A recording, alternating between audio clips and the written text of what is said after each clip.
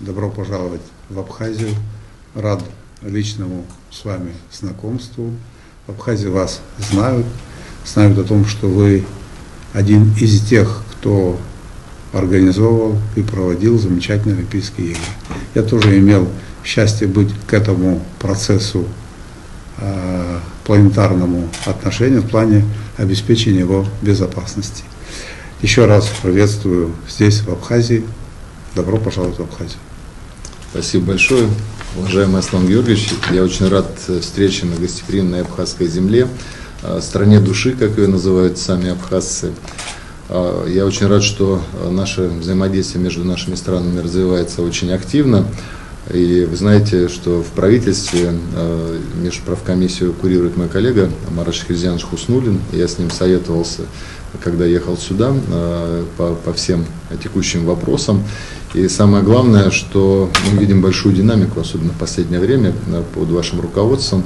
Здесь реализуются важные инвестиционные проекты, растет товарооборот, поскольку Российская Федерация является основным торговым партнером Абхазии, свыше 80% товарооборота республики, и объем внутренней торговли по итогам 2021 года составил 27 миллиардов, что выше на 37% показателей прошлого года.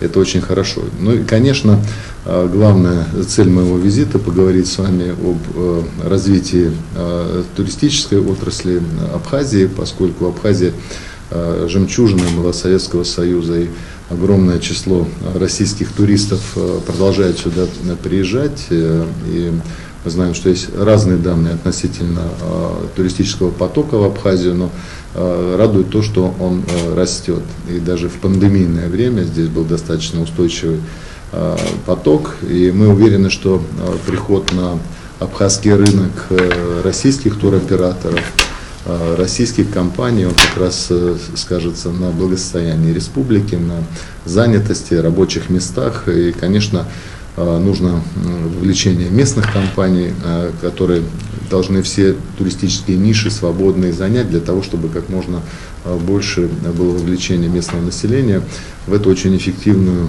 сферу экономики. Могу сказать, что в России это самая динамично развивающаяся сфера экономики, которая вовлекает более 50 различных других сфер. Прежде всего, конечно, главным драйвером является создание эффективной современной инфраструктуры. Ее не хватает и в России, ее не хватает и в Абхазии под тот гигантский внутренний спрос, который мы испытываем.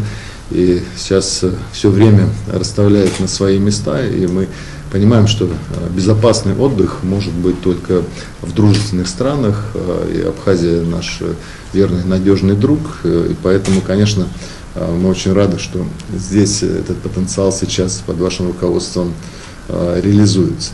Ну, также я хотел бы, наверное, сказать о том, что ключевым в развитии туристической отрасли помимо инфраструктуры является логистика. И здесь мы видим два бутылочных горла. Это, конечно, пункт пропуска.